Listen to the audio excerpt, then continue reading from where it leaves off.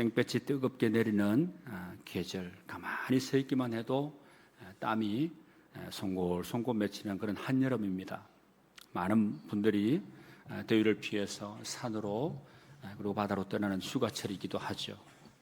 얼마 전 폭염주의보가 연일 계속되는 가운데 이 한 아파트 경비원이 바닥에 쓰러져 있는 이웃을 발견하고는 119에 신고를 해서 소중한 생명을 구했다 하는 미담을 접했습니다. 그런가 하면 지난달에는 지하철에서 심정지로 쓰러진 승객을 시민들이 합심해서 심폐소생술을 실시해서 한 생명을 구한 따뜻한 소식도 전해 들었습니다. 이처럼 사회 곳곳에서 이웃을 향한 작은 관심과 사랑의 실천이 생명을 살리는 기적을 만들어내고 있습니다. 그런데 한편으로는 각자 도생의 시대 속에서 옆집에 사는 사람이 누군지도 모르고 살아가는 현실, 그리고 경쟁사회에서 살아남기 위해서 타인에 대한 관심을 잃어가는 우리 자신을 발견하기도 합니다. 최근 한국갤럽에서 실시한 여론조사에 따르면 이웃과의 관계에 대해서 응답자가 65%가 예전보다 소원해졌다, 이런 답을 했습니다. 특히 도심 지역에서는 이 비율이 훨씬 더 높게 나타났습니다. 그럼에도 불구하고 어려운 이웃을 도울 의향이 있다 하는 응답이 무려 78%에 달해서 여전히 우리들의 마음 깊은 곳에는 이웃을 향한 사랑이 살아있다 하는 것을 잘 보여주었습니다. 오늘 우리가 함께 나눌 누가복음 10장의 이 선한 사마리아인의 그 비유는 바로 이런 시대 상황 속에서 우리에게 진정한 사랑의 의미와 실천 방법을 제시해주는 말씀이 아닌가 싶습니다. 이 말씀을 통해서 하나님께서 우리에게 요구하시는 그 이웃 사랑의 참된 모습을 발견하고 일상 속에서 실천할 수 있는 구체적인 방법들을 생각해보는 그런 영적 교훈을 받는 귀한 시간이 될 수 있기를 바랍니다. 오늘 본문의 말씀은 한 율법학자가 예수님께 영생을 얻는 방법에 대해서 질문을 하면서 오늘 본문의 말씀이 시작이 됩니다. 예수님은 율법이 무엇이라 말하는지 되물으시고 율법사는 하나님을 사랑하고 내 이웃을 내 몸과 같이 사랑하라고 한다는 정답을 말을 합니다. 이에 대해서 예수님께서는 누가 이웃인지 묻는 율법사에게 선한 사마리아인의 비유를 말씀을 하시면서 가서 너도 이와 같이 하라 명하십니다. 여기서 이웃은 단순히 가까이에서 살고 있는 사람의 그 의미를 훨씬 넘어서는 겁니다. 그러니까 내 도움을 필요로 하는 모든 사람, 이 경계와 장벽을 넘어선 사랑의 범위를 뜻하는 것입니다. 그러니까 예수님 당시에 유대인과 사마리아인은 극심한 적대 관계에 있었죠. 하지만 오히려 이 사마리아인이 상처 입은 사람을 극진히 돌봄으로 진짜 이웃이 되었다 하는 것을 우리에게 잘 보여줍니다. 독일의 디트리 보네프 목사님은 이런 말을 했습니다. 이웃을 사랑한다 하는 것은 그의 필요를 내 필요로 여기는 것이다. 그러니까 이웃을 사랑한다는 것은 그 상대방이 필요로 하는 것을 내 필요로 여기는 것. 29절 오늘 말씀 한번 보십시오. 그 사람이 자기를 옳게 보이려고 예수께 여짜오되 그러면 내 이웃이 누구니까? 이렇게 질문을 합니다. 그러니까 율법학자가 예수님께 던진 질문의 이면에는 자신을 의롭게 보이려는 그 동기가 숨어 있었습니다. 그는 이미 답을 알고는 있었지만 자신의 지식을 과시하고 예수님을 시험해 보려는 그런 의도로 질문을 했던 겁니다. 이 율법학자는 단순히 법을 아는 사람이 아니라 하나님의 뜻을 깊이 연구하고 가르치는 종교 지도자였습니다. 그런데 그의 질문의 이 동기는 순수하지 않았다는 겁니다. 자기를 옳게 보이려고. 그러니까 이 표현은 자기 의를 세우려는 교만한 마음이 담겨져 있다는 거죠. 여러분 심리학에서 여러분 이런 용어 들어보셨는지 모르겠습니다. 확정 편향 들어보셨습니까? 뭐 사건 사고 같은 게 일어나게 되면 이 전문가들이 이제 이런 용어를 가끔 쓰는 것을 들어봤습니다. 확정 편향. 그러니까 우리는 종종 자신의 그 기존 생각을 정당화하려는 질문을 던집니다. 그러니까 진정한 배움을 원하는 게 아니라 자신의 옳음을 확인하고 확인받고 싶어 하는 겁니다. 그러니까 기초가 뭐 견고해야 건물이 안전하지 않겠습니까? 이것처럼 우리의 신앙적인 질문도 이 겸손하고 순수한 동기에서 출발해야 되는 거죠. 그런데 이 율법학자의 질문은 겉으로는 영생에 관한 것이었지만 실제로는 자기 자랑을 위한 것이었다는 겁니다. 최근 한 연구에 따르면 진정한 학습이 일어나려면 인지적 겸손이 필요하다, 그런 말을 했습니다. 진정한 학습이 일어나려면 인지적 겸손이 필요하다. 그러니까 배우면은 겸손의 자세가 필요하다, 이 말이죠. 이것은 자신이 모를 수 있다는 가능성을 인정하는 태도입니다. 그러니까 율법학자에게 부족했던 것이 있다면 바로 그것은 겸손한 마음이었습니다. 겸손하지 않았다는 거죠. 율법학자에게 부족했던 것, 바로 이 겸손의 마음이었는데, 그래서 여러분, 이 하나님 앞에서 진정한 배움을 원한다면 먼저 우리의 동기를 점검해 볼 필요가 있습니다. 자기를 드러내려는 교만한 마음이 아니라 하나님의 뜻을 알고 순종하려는 겸손한 마음으로 나아가야 되는 것이죠. 그리고 이 일에는 어느 누구도 예외가 없습니다. 다른 사람 볼 것 없죠. 항상 자신을 먼저 들여다봐야 되는 겁니다. 바로 내가 그래야 되지, 이런 마음이 먼저 들어야 되는 겁니다. 그런 면에서 우리가 성경을 읽거나 하나님의 말씀을 들을 때나 내가 기도할 때나 하나님, 제가 알고 있는 것이 과연 옳습니까? 하나님이 기쁘게 여기실 수 있는 것입니까? 하나님의 마음이 불편한 겁니까? 이렇게 물어봐야 됩니다. 더 배우고 성장할 부분은 없습니까? 이렇게 겸손히 하나님께 물어봐야 됩니다. 하물며 그런 기도를 하고 나서도 하나님, 제가 하나님 앞에 드렸던 기도가 하나님 앞에 합당하게 드려진 기도였습니까? 아닙니까? 물어봐야 된다.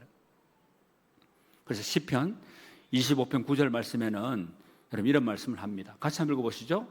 온유한 자를 정의로 지도하시며 온유한 자에게 그의 도를 가르쳐 시리로다. 여러분 이 말씀이 이전 성경에 보면, 다른 버전 성경에 보면 온유한 자를 겸손한 자 이렇게 표현했습니다. 그러니까 온유한 자를 정의로 지도하시며, 겸손한 자를 정의로 지도하시며 겸손한 자에게 그의 도를 가르치시리로다. 그리고 33절 말씀에 이어서 보면 어떤 사마리아 사람은 여행하는 중에 거기 이르러 그를 보고 불쌍히 여겨 그랬는데, 예수님은 율법학자의 그 질문에 직접 답을 하시지 않고 선한 사마리아인의 그 비유를 통해서 참된 이웃의 의미를 보여주십니다. 그러니까 종교적인 신분이 높은 제사장, 레위인은 지나가 버렸지만 유대인들이 멸시를 하던 사마리아인이 진정한 이웃이 되었다 하는 것을 오늘 본문 말씀을 통해서 우리가 확인하게 됩니다. 불쌍히 여겨 그랬는데, 이 불쌍히 여긴다 하는 이 말은 단순한 그 동정하는 그게 아닙니다. 창자가 끊어질 듯한 깊은 연민을 의미하는 단어입니다. 그러니까 불쌍히 여겨 하는 이 말은 이 헬라어로 보게 되면 스플랑크니 조마이 하는 이 말입니다. 이것은 예수님께서 무리들을 보실 때 느끼셨던 그 마음과도 똑같은 그런 마음입니다. 그래서 마태복음 9장 36절 말씀에 바로 그 예수님의 마음이 여러분 기록되어 있지 않습니까? 같이 한번 읽어보시죠. 무리를 보시고 불쌍히 여기시니 이는 그들이 목자 없는 양과 같이 고생하며 기진함이라. 오늘날 요즘에 그 인간의 뇌에 대해서 연구를 참 많이 합니다. 인간 뇌과학 연구에 따르면 이 타인의 고통을 볼 때 우리 뇌에 이 거울 뉴런이 활성화돼요. 뉴런 하면 이 신경계의 가장 기본적인 단위 아닙니까? 이 거울 뉴런이 활성화되어서 마치 자신이 아픈 것처럼 느끼게 된다 그럽니다.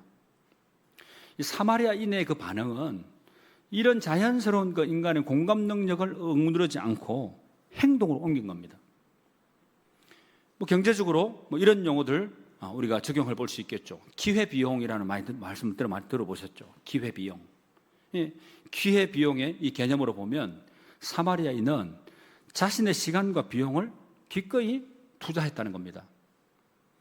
기름과 포도주, 이 포도주는 당시 소독약, 진통제 역할제로 그렇게 썼던 겁니다. 그 다음에 여관에 이렇게 갖다 넣었으니까 여관비가 비용이 필요했겠죠. 또 무엇보다도 위험한 길에서 그 지체, 내가 가던 길을 잠깐 가던 길이 지체가 된 거죠. 그 일을 하다 보니까. 그러니까 상당한 경제적으로 봤을 때는 굉장히 손실이었을 겁니다. 그런데 사마리아인의 행동은 유대인과 사마리아인 간의 적대감을 넘어선 적극적인 실천이었다는 거죠. 이 사마리아인은 강도 만난 자에게 신분이나 배경을 묻지 않고 무조건적으로 도왔다는 겁니다. 그렇습니다, 여러분. 참된 이웃은 무슨 혈연이나 지연이나 종교적인 배경으로 결정되는 게 아니라 사랑의 행동으로 결정이 된다는 겁니다. 하나님의 사랑은 차별과 편견을 넘어서는 겁니다. 오늘 내가 만나는 사람 중에 도움이 필요한 누군가가 있다면 그 사람의 배경이나 나와의 관계를 따지기 전에 먼저 사랑으로 다가가는 용기가 먼저 필요하다는 거죠. 그래서 로마서 13장 10절 말씀에 보면 이렇게 말씀합니다. 같이 한번 읽어보시죠. 사랑은 이웃에게 악을 행하지 아니하나니 그러므로 사랑은 율법의 완성이니라. 아멘. 우리가 너무 잘 알고 있는 말씀이죠. 그리고 이어진 37절 한번 말씀 보시겠습니까? 37절 말씀에 보니까 이르되 자비를 베푼 자니이다. 예수께서 이르시되 가서 너도 이와 같이 하라 하시니라. 예수님은 비유의 말씀을 마치신 후에 율법학자에게 누가 이웃인가 하는 것을 묻지 않으시고 누가 이웃이 되어 주었는지를 물으시고 있는 겁니다. 그리고 가서 너도 이와 같이 하라 명령하십니다. 가서 하는 이 말은 단순한 어떤 이 장소적인 옮기는 것, 그 이동을 얘기하는 게 아니라 어떤 목적을 가진 움직임을 얘기하는 겁니다. 그리고 또 이와 같이, 그런데 이와 같이 하는 이 말은 똑같은 방식으로 똑같은 마음으로 하는 그런 뜻입니다. 그러니까 우리 신앙생활에 믿음과 행함이 다 둘 다 필요하죠. 여러분, 믿음으로 우리가 구원을 받았다 그러면 믿음으로 구원받은 우리 신앙인은 행함은 자연스럽게 그냥 이루어져야 된다는 거죠. 믿는다고 얘기하면서 행함이 병행이 되지 않으면 그 믿음은 의심스러운 거예요. 건강하게 믿음이 세워지지 않았다고도 얘기할 수 있습니다. 이 선한 사마리아인의 그 사랑을 이 강제가 아니라 감동으로 사람들에게 마음을 움직이는 부드러운 힘이었다는 겁니다. 그래서 사마리아인의 행동, 단순한 희생이 아니죠. 하나님의 사랑에 대한 감사의 표현이었던 겁니다. 여러분, 우리가 신앙생활 하면서 우리가 헌신하고 충성하는 거, 여러분, 이게 어떤 마음에서 우리가 발로가 되어야 우리가 정말 힘들어도 즐거워지고 감사가 더 크게 고백이 되고 하는지 아십니까? 하나님께로부터 받은 은혜가 너무 크다, 이 고백이 되면 어떤 힘든 상황도 우리가 이겨낼 수가 있습니다. 극복해 나갈 수 있습니다. 그리고 하나님께서는 그 은혜로, 그 놀라운 사랑으로 우리를 항상 품어 안아주시고, 그리고 그 사랑의 역사, 그 믿음의 수고, 이것들은 항상 좋은 열매를 맺게 해주신다는 그 하나님의 역사하심을 우리가 믿고 나아가면 결과는 다 잘 될 거야, 좋은 열매, 좋은 결과로 우리가 맞이할 수 있게 되는 줄로 믿습니다. 여러분, 오늘 이런 말씀을 한번 들으시면서 참 날씨도 덥고 또 우리가 참 힘든 이 때를 살아갑니다. 오늘 기도 제목에도 보면 위기 가운데 있고 분란의 상황에 있고 이런 안 좋은 상황들 가운데서도 우리가 뜨겁게 기도하는 그런 사람이 되자 하고 기도 제목을 달아놨는데, 여러분, 우리가 힘들 때 정말 내가 지금까지 겸비해왔던 그 믿음에 이 삶을 한 번쯤은 내 믿음이 지금 상태가 어떻는지 한번 체크를 해보는 게 굉장히 중요하다고 생각을 합니다. 그래서 말씀을 받을 때 아멘 하고 참 은혜가 되고 감사하고 힘이 나는 그런 말씀이죠. 그런데 이 말씀에 대한 진짜 내 삶 가운데서 이 말씀이 이루어진 것을 경험한 것을 전제로 해서 아멘 할 수 있고 정말 이 말씀이 능력의 말씀으로 임할 수 있는 그런 우리의 삶이 뒷받침이 된다 그러면 우리는 살아있는 그 믿음의 놀라운 역사의 주인공이 되게 될 줄 믿습니다. 우리 육신의 질병으로 인해서 염려하고 걱정에 붙들려 있었지만 병원에 가보니까 아이고 작아졌어요. 수술 안 해도 되겠어요. 그리고 한 분이 또 계시래요 지금. 1년 후에 봅시다. 이렇게 또 의사 소견을 받으신 집사님도 계세요. 그리고 마음이 늘 무거웠던 분이 하나님 앞에 기도하고, 여러분 기도한다는 건 뭐겠습니까? 나를 전적으로 낮추는 겁니다. 나를 전적으로 비워내는 겁니다. 내게 조금도 얘게 도사리지 않는 상태를 전적으로 나를 비우는 거. 여러분 그런데 여러분 그런 상황에서 하나님 역사 안 하실까요? 내가 100% 죽어버리면 하나님 반드시 역사하시더라고요. 하나님은 그 믿음의 그 결단과 그 믿음의 그 삶을 통해서 살아계신 하나님이 반드시 역사하시고 우리를 믿음에 살아있는 그 주인공들로 세워주시더라는 거죠. 우리 주사랑교회 우리 성도님들 모두가 다 살아계신 하나님을 경험하고 여러분의 삶의 고백이 살아계신 하나님을 간증하실 수 있는 믿음의 성도님들이 다 되시기를 주님의 이름으로 축복합니다. 지금의 이 상황을 우리 넘어서야 되지 않겠습니까? 대충 이거 이대로 그냥 대충 그냥 얼버무리면서 그냥 살지 이렇게 살면 평생 우리 믿음의 복된 인생이 못 되는 겁니다. 이때를 딛고 일어서서 더욱더 정금 같은 믿음의 고백이 주님 앞에 드려지게 될 때 놀라운 역사는 일어나게 된다 하는 그 고백을 통해서 승리하는 인생들이 다 되시고 하나님이 더 크고 놀라운 복을 허락하실 때 풍성히 받아 누리는 여러분의 삶이 될 수 있기를 축복합니다. 여러분 하나님의 사랑을 받은 우리는요 그 사랑을 다른 사람에게 흘려보내야 될 의무가 있습니다. 사랑은 머물러 있으면 썩게 되는 거죠. 하지만 그 사랑이 흘러가게 될 때 생명을 살려내게 되는 것입니다. 여러분 요한복음 13장 34절 35절 말씀 이렇게 말씀을 합니다. 같이 한번 읽어보시죠. 새 계명을 너희에게 주노니 서로 사랑하라. 내가 너희를 사랑한 것 같이 너희도 서로 사랑하라. 너희가 서로 사랑하면 이로써 모든 사람이 너희가 내 제자인 줄 알리라. 아멘. 여러분 주님의 제자가 되기를 원하십니까? 여러분 참 제자로서의 삶을 살아가려면 어떻게 된다고요?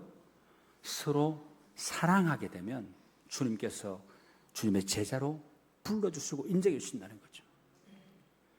여러분 사도행전 10장 말씀해 보면 베드로가 고넬료 집에 가서 복음을 전하는 이야기가 나옵니다. 원래 베드로는 유대인의 전통에 따라서 이방인과 함께 식사하는 것조차 꺼려 했던 사람입니다. 그런데 하나님께서 환상을 통해서 하나님이 깨끗하게 하신 것을 네가 속되다 하지 말라 이렇게 말씀을 하신 후에 베드로는 완전히 변화가 되었습니다. 고넬료 집에 도착한 베드로는 하나님은 사람의 외모를 보지 아니하시고 각 나라 중 하나님을 경외하며 의를 행하는 사람은 하나님이 기뻐하시는 줄 깨달았도다 이렇게 고백을 했습니다. 이것은 선한 사마리아인의 그 비유에서 예수님이 가르쳐 주신 그 교훈과 일맥상통합니다. 이 베드로의 이 변화는 초대교회가 유대인의 그 경계를 훨씬 넘어서서 온 세계로 확장되어가는 결정적인 계기가 되었습니다. 한 사람의 편견 극복이 얼마나 큰 역사의 변화를 가져올 수 있는가 하는 것을 보여주는 생생한 이야기입니다. 우리도 이 일상에서 만나는 사람들을 향한 작은 편견, 선입견을 버리고 하나님의 사랑으로 바라볼 때 놀라운 역사가 일어나게 될 줄로 믿습니다. 지난 7월에 청도군, 여러분 청도는 대구 밑에 밀양 바로 위에 그러니까 밀양과 대구의 중간 지역에 있습니다. 이 청도 매전면에서 한 유가족이 슬픔 속에서도 이 아버지 그 장례식에 오게 된 그 지인의 이 조의금 대신에 이 쌀을 받았습니다. 이 조의금 대신에 받은 쌀 10kg, 이 20푸대를 폭우 피해로 어려움을 겪는 저소득 이웃들에게 모두 기탁했다는 정말 아름다운 미담의 소식을 들었습니다. 경황이 없었지만 이웃을 위해 쓰였으면 한다 하는 이 짧은 인사 속에서 진짜 이웃은 함께 아파하고 곁에서 울어주는 것임을 다시 한번 확인할 수 있습니다. 그렇습니다, 여러분. 이처럼 사랑의 실천은 세상에 등을 비추는 한 줄기 빛, 시대의 희망이 되는 것입니다. 말씀을 맺겠습니다. 오늘 우리는 선한 사마리아인의 그 비유를 통해서 참된 이웃 사랑의 의미를 배울 수가 있습니다. 예수님께서 마지막에 하신 말씀, 가소 너도 이와 같이 하라. 단순한 권면이 아닙니다. 명령입니다. 우리가 살아가는 이 시대에도 강도 만난 자들이 얼마든지 많이 있을 수 있습니다. 경제적인 어려움에 처한 이웃이 있을 수 있고요. 질병으로 고통받는 가족들, 우리 성도들 있을 수 있습니다. 외로움에 시달리는 독거 노인, 차별과 편견으로 상처받은 사람들이 우리 주변에 얼마든지 있을 수 있습니다.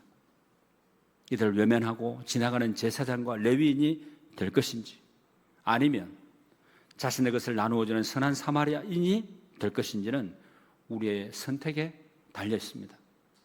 하나님께서는 우리 각자를 통해 하나님의 사랑을 이 세상에 전하기를 원하십니다.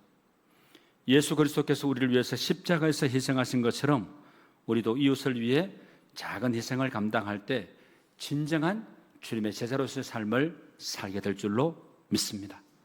가서 너도 이와 같이 하라 하는 그 주님의 명령이 우리 마음판에 깊이 새겨져 사랑의 실천을 통해서 하나님의 나라를 이 땅 가운데 확장해 나가는 저와 여러분의 삶이 될 수 있기를 우리 주님의 이름으로 축원합니다. 기도드리겠습니다. 하나님 아버지, 오늘 선한 사마리아인의 비유를 통해서 참된 사랑의 의미를 깨닫게 해주시니 감사를 드립니다. 우리가 지금까지 이웃을 사랑한다고 말하면서도 실제로는 조건을 따지고 계산하기도 했던 이 사랑을 말로만 했던 것을 이 시간 회개하며 고백합니다. 주님께서 우리를 사랑하실 때 우리의 부족함과 연약함을 보지 않으시고 무조건적으로 사랑해 주신 것처럼 우리도 이웃을 그렇게 사랑할 수 있도록 도와주시옵소서.